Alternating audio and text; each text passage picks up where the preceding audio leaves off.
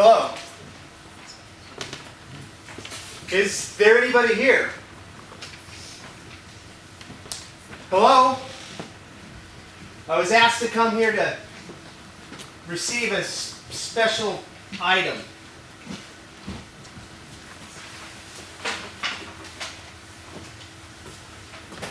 Is anybody here?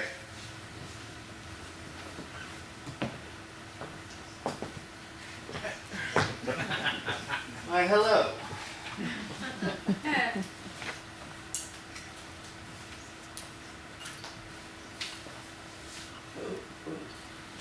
Don't move. I came here unarmed like you asked.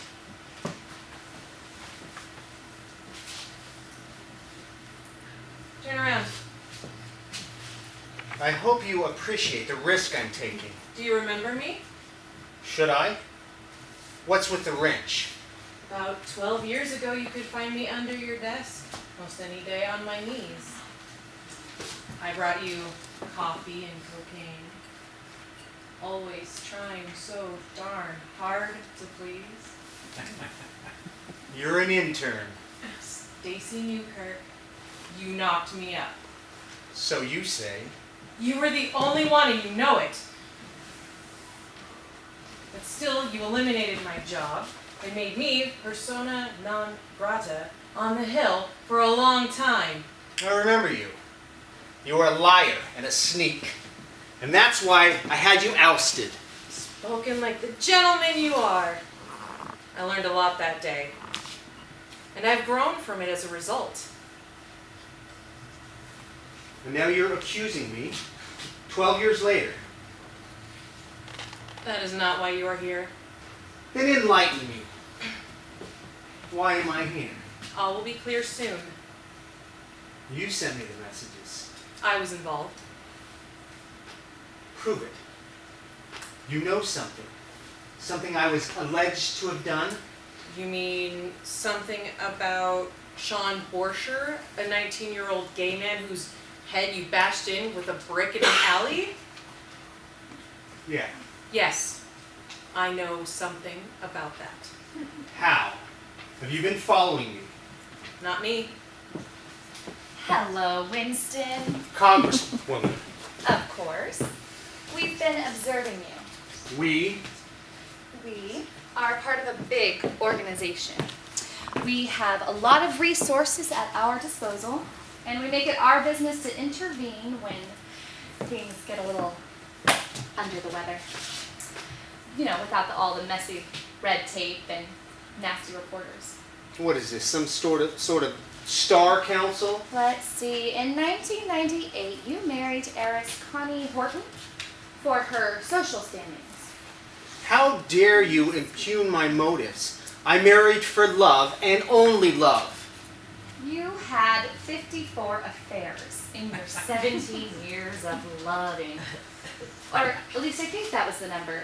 No one really knows for sure. It's anyone's guess. Lies. Are they? Let's see, and you first ran for Congress in 2008 against Kurt Benson. He was a loved man, and he fought for social causes. Enabler of freeloaders, more like it. Not a problem. You took care of that. Benson was murdered, and you won by a hair against his rival Morton. A heinous event. I was saddened to win that way. I vowed publicly to find his killer. Oh, yes. You were very passionate in your speech to the press. You know, you were so full of conviction. You had a righteousness and tear in your eye. And I stand by every word. And yet, the killer remains unfound.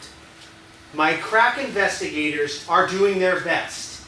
This killer must be a professional that covered their tracks. A professional politician, perhaps. What are you implying? That you killed him or had him killed in After- order to ensure the election. After your loving little story to the press, Benson's wife came to see you.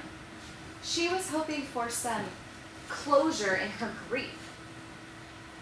But instead, you were feeling all community service, and you took her into your office, raped her, and then laughed in her face.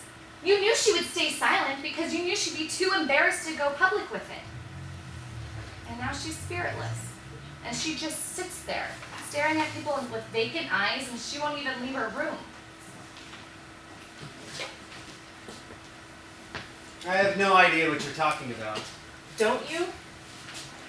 This seems to be a common theme in your career. Just a month ago, you were videotaped doing crack in the alley with a young politician. What was his name? Activist Sean Borcher. That little fairy came on to me. He wouldn't take no for an answer. No, you would have been intrigued if that were the case. He was a handsome man. We know about those affairs too. Where is this going? For sure, he loved the environment. He was an earth activist, and he even wanted to, he wanted to stand up for the things that were right. Weak thinking from a weak man. All he wanted was for you to change your opposition on the fracking industry and remove your regulations that your bill put in place. It made strong economic sense for the state. It made strong sense for your offshore bank accounts. That with kickbacks. You took a brick and you hit him right in the head. And your bill remains the same. So this is it? This is what you have to say to me? Yes, You said if I heard you out, you'd give me the tape. we did. Well, how can I take you seriously? Come on, ladies. It's the 21st century. Who uses tapes? We do in situations like this. There's only one. You can't make copies. And if the need arises, it can be disposed of. Dissipate into the air. So I've heard you out. And I'm so ashamed. And I'll change my ways. Boo freaking who? So let's dissipate this thing. Where's the tape? Hold on. We're on the same team. Have you gave this any thought? Oh, we've thought about it, Winston. And we must do it. We must. Ah! Take it. You needed to get your prize.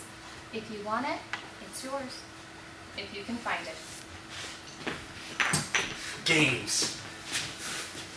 Tell me where it is. That would be crass. Somewhere in this suite. It's plain, right in front of your eyes. Just like your motives. Wrench. Wrench. Wrench. Nuts and bolts. Where? There are other rooms in the suite, you know. Ha! Bolts on the wall. A secret panel.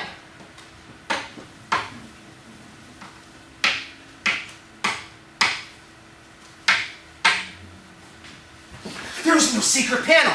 The bolts were embedded in the walls. What's going on here, huh?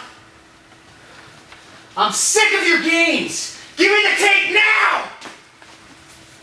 You were right. He weaponized it. Wonderful. What? Oh, relax. There's no videotape anymore. You've destroyed the tape. Of course, we couldn't risk something like that getting out. Not for the next thing we must do. What is this next thing we must do? You were just so brilliant. And so in character, even surprised. Yeah, you are perfect for the job. Job? What job? Oh, we want you to be the candidate for our party to become the President of the United States. You're perfect. Perfect. You are just what our party needs. I approve of this message.